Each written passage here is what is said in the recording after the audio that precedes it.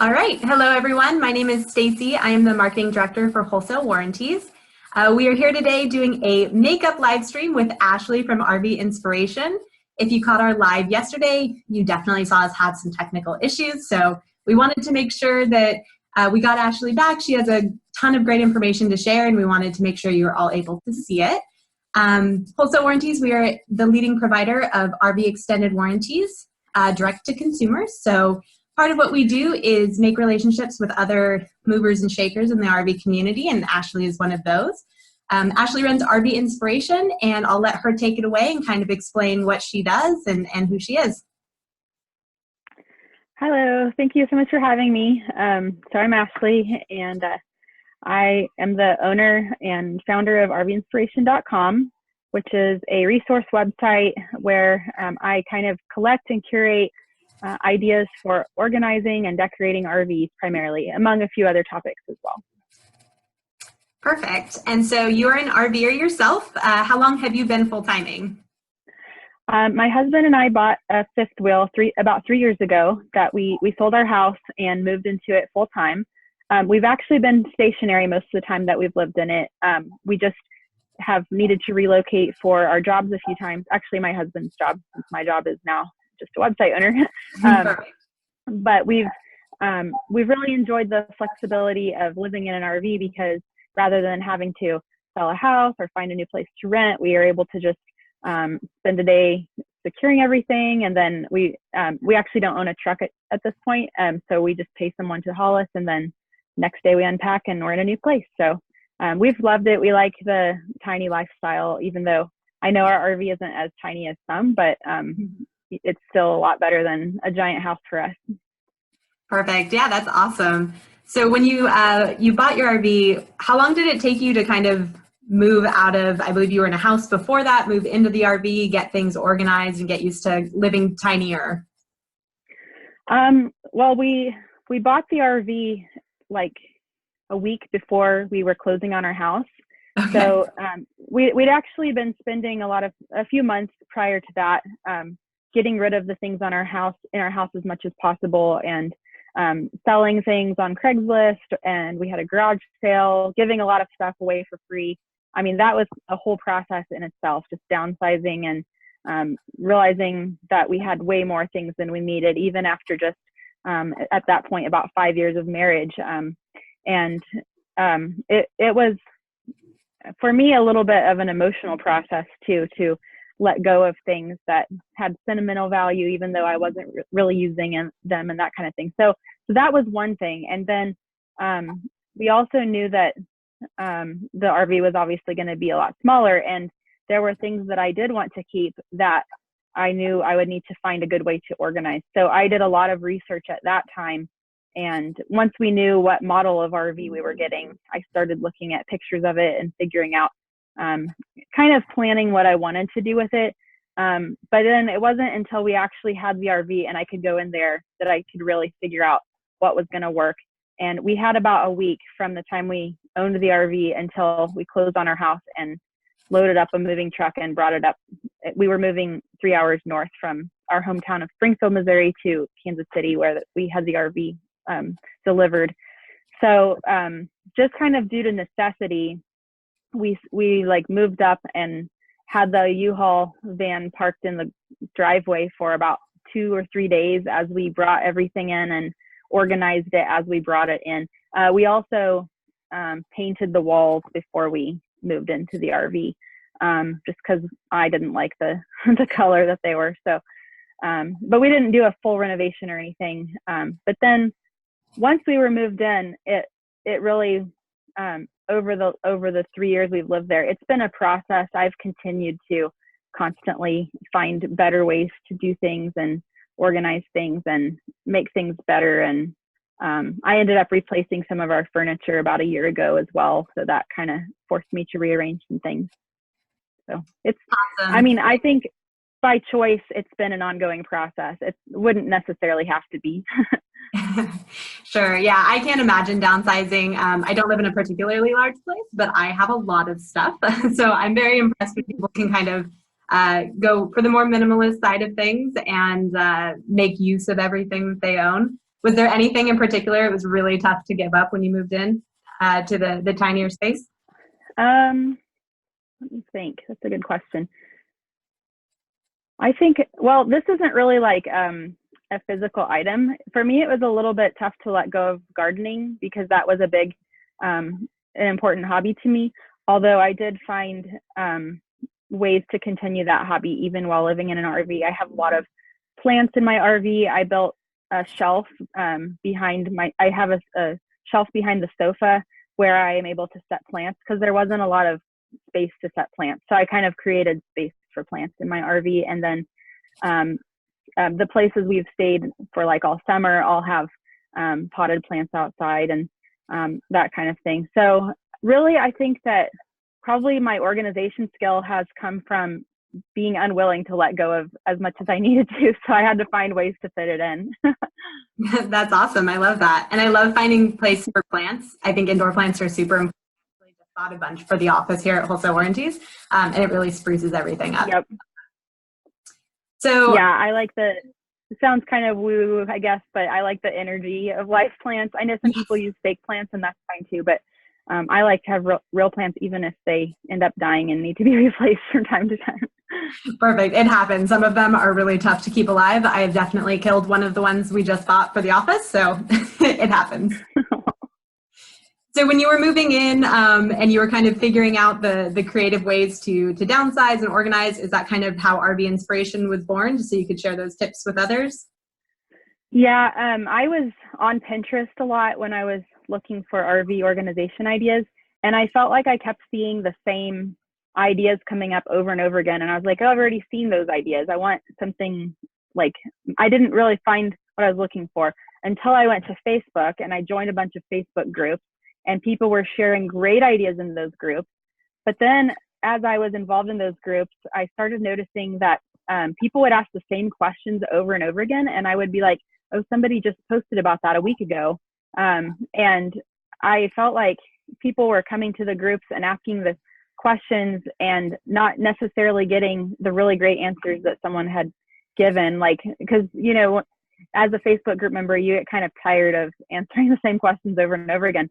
So I felt like, man, there really needs to be a single website where people can go and just find all these great ideas. So it really started with me asking people in Facebook groups if they would mind if I shared their idea on my website.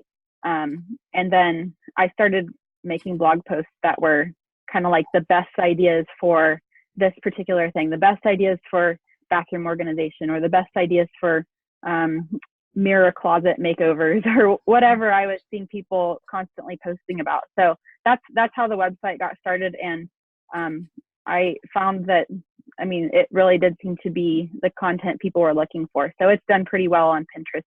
If you spend a lot of time on Pinterest, you've probably seen some of my blog posts related to RVing in there. Definitely. And a lot of decor and like kind of rearranging and making the RV your home, really, which I love. Mm-hmm. I use some of those tips for my own apartment too. So the decor stuff is nice. So what would you say is, you share a lot. So it's the decor and the organization and some personal stuff on RV Inspiration. What's the thing that people really come to your site for the most? Believe it or not, the most popular blog post that I have is one about ideas for removing the dining booth and replacing it with other furniture. It seems like a lot of people are looking to do that to create more space, and it can be a little intimidating to remove the factory built-in furniture, but it's really not that hard of a project. And a lot of people that have done it really like having an additional seating, or a dining table that maybe includes storage as well, or just there's like a blank canvas once you have that space. So that's a really popular topic. Furniture in general, I have several blog posts that talk about DIY furniture and replacement furniture ideas. And then the organization is really big, decorating, and some of my RV living, some of the things I've run into living in an RV that I've blogged about, for example, winter living in an RV, because we've been forced to live in freezing temperatures in winter. So had to figure out how to deal with that and prepare our RV to handle those freezing temperatures. So I wrote blog posts about that. And as more and more people are living in an RV and not necessarily just to travel in warm climates, I found a lot of people are looking for information about how they can survive the winter in an RV. So that's a popular topic as well. Yeah, that's awesome. We're located in San Diego, so our winters are very mild, and Lucky. it's to RV live in freezing temperatures. If you've never done it, I can't imagine going into that. Yeah, and for you to share that info. Yeah, even if you have a 4-season RV, which we do, we found that even if you can technically survive, there's a lot of it's not very energy efficient. So and then we've actually run into a few problems as well. So I think that I've fortunately experiencing those problems myself, been able to help a lot of people avoid them. Awesome. I love that. So in addition to RV Inspiration, I know you have a couple of ebooks. There's Create Space from Thin Air. What are you most excited to share in that ebook? The ebook is kind of like my blog, a collection of other people's good ideas. I do have some of my own ideas in there as well, but my idea with that was really helping people not just like see other people's ideas and it may or may not work in your RV, but learn to think about the space in your RV and then give examples of that shift in thinking. So for example, I encourage people to look for vertical surfaces that could be turned into organization space in your RV or storage space. So if you have a big wall or a door or a cabinet or a side of a cabinet or just a panel next to a cabinet door, look for those kinds of spaces and then see if there's some kind of basket or shelf or something that you could put in that place to add additional storage. So I have concepts that I share in the book, and then I give examples for each of those concepts. So even if a particular person's solution isn't the one that is right for your RV, hopefully it'll inspire you to figure out a solution that does work for your RV. That's awesome. And just to look at things a different way too, like vertical spaces, Exactly. Shelving that's already there, but make use of everything. Yes. What is your favorite kind of hack like that you've used in your own RV that has really like changed how you've been able to live comfortably? One thing that I really like that I've done is people often use those tension shelves in their showers. They like fit in the corner of a shower, and it's like 3-wire shelves or 4-wire shelves. And I looked at that and I thought that could go somewhere other than the shower. So I put one of those shelves in a corner of my bathroom, and I set like my toilet paper and Kleenex and things like that on it. And then I also have one in my living room that's yet another place for me to set plants and like little decorative items. So so the corner of an RV, especially if you have, like, you can probably see behind me, I have these cabinets. So they kind of come down low, and right there is where I have one of those shower shelves. I spray painted it gold so that it would match my living room decor a little better, but it makes a great place to set stuff. And so I like it too, because for people who don't want to like drill a bunch of holes in their RV walls, it's removable and doesn't it's not a permanent fixture. So I like that kind of hack, I guess. I haven't seen a lot of people do that one. Yeah, that's awesome. And finding place too for things like plants and decor that make it feel like home without taking up coveted storage space. Yes, and I have to mention one more thing along with the decor, because I get a lot of people asking, well, they assume that since I don't move, then if I were to move, then the stuff would shift around and come down. But we actually have moved our RV across several states, and what I use to keep the decor on the shelf is this product. I sound like I sell it, but I mean, I just love it. It's called acrylic mounting tape, and it's a clear tape that's kind of a jelly texture, and it's very removable, but I use it on the bottom of like plant, what are they called, pots and other decorative items, and I set them on my shelves, and they do not move at all while the vehicle's in motion. So I even use that stuff to hang things on my walls. Like I have a little wooden case that has a set of small like ceramic sake cups actually, and I have that stuck on the wall with just that tape, and it has not moved at all. So like if you don't like drilling holes in the wall, that stuff, it's kind of my solution for everything. Yeah, that's awesome. And I think people are often looking for that where they don't have to make major changes or get out a hammer and that kind of thing. I know yesterday we had a question on our live regarding ways that you can kind of mix things up and decorate without necessarily painting or removing items. Do you have any good tips for decorating without making major changes? Yeah, I think that some of the things that have the biggest impact that I've seen, an area rug on the floor can be a way to kind of hide the color of the carpet or whatever you have and bring in your own colors. And then if you have a rug or something you like, you can then pull colors from that for the rest of your decorations, like throw pillows or a slipcover on the couch. There's some really great slipcovers these days that don't shift around as much as they did when I was a kid.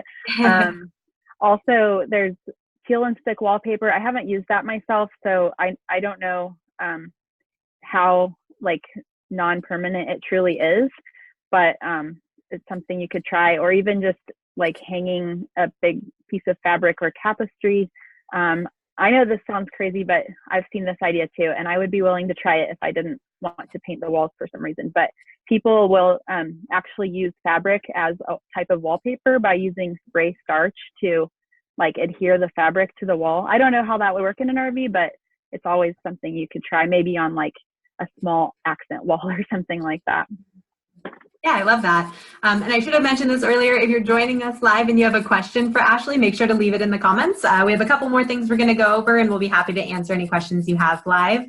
So we talked about RV Inspiration and your ebook. There's also the online course, Inspired to Downsize. What kind of content do you have in your course?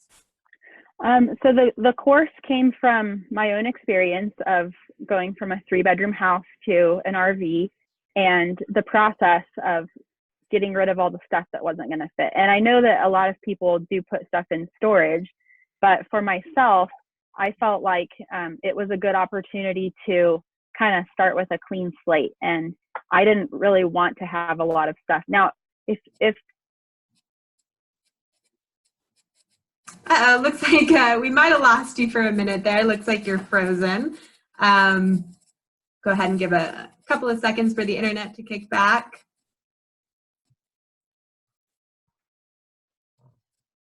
So if you're watching, we were chatting with Ashley of RV Inspiration. Looks like maybe some Wi-Fi issues on her end, but if you do have any questions regarding RV organization, RV decor, go ahead and leave them in the comments and we'll be happy to answer them.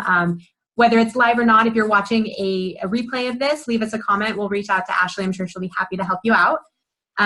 We are going over the type of content she shares on rvinspiration.com, which is a great place to find ways to decorate your RV, to minimalize your RV. Looks like we might have lost Ashley there. But it's a great place and a lot of tips and tricks. So we highly recommend you check out RV Inspiration. We're Wholesale Warranties. We offer RV extended warranties direct to RVers. And I'm hoping Ashley is hopping back on now. All right, can you hear us? Yes, I'm back. Perfect. All right, so after my little interim pitch there, we were talking about your online course, Inspired to Downsize, and you were mentioning inspired by you downsizing from your house to your RV.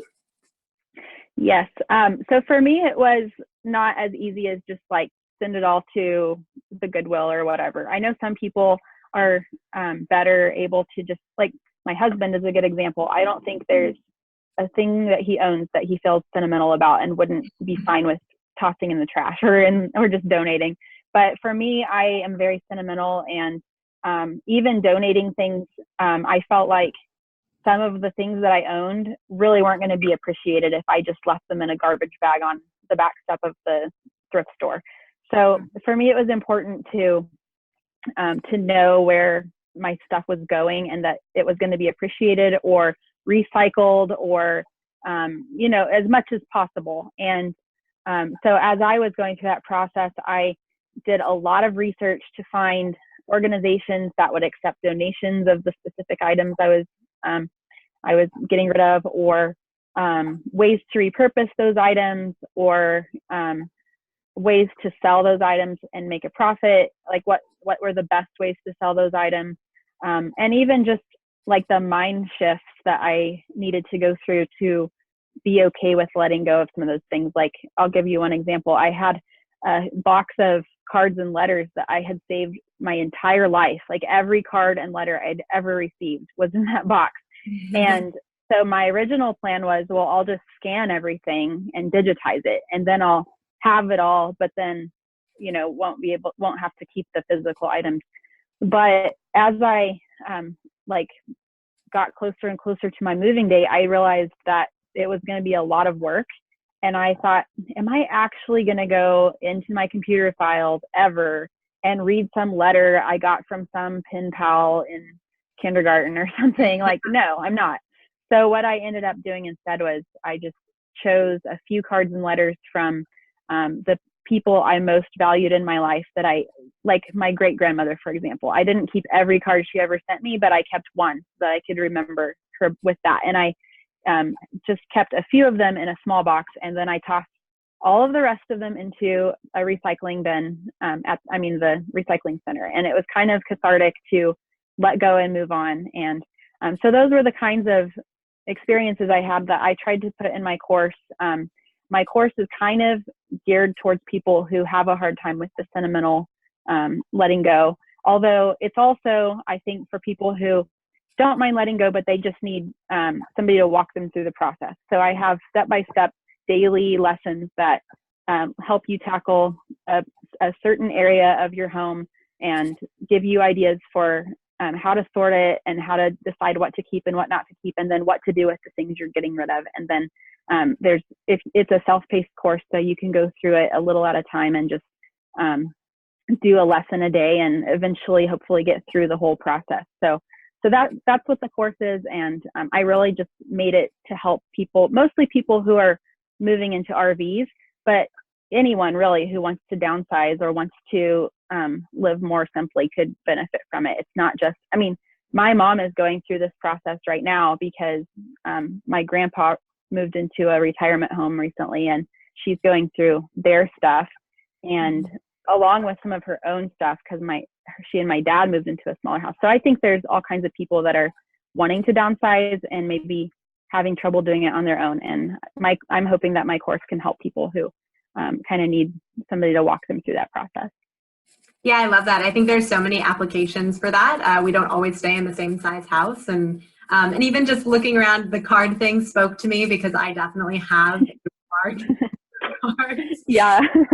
But I love the idea of going through and saying, okay, like this one actually does mean something to me, so I'm going to keep this one. So allowing yourself to hold on to the stuff is really important. And that's important. I think, like, don't force yourself to do something that you know, like one thing I kept that maybe some people would think is crazy is I kept my great grandmother's sewing machine, which is like the kind that folds into a table and it's like made of cast iron.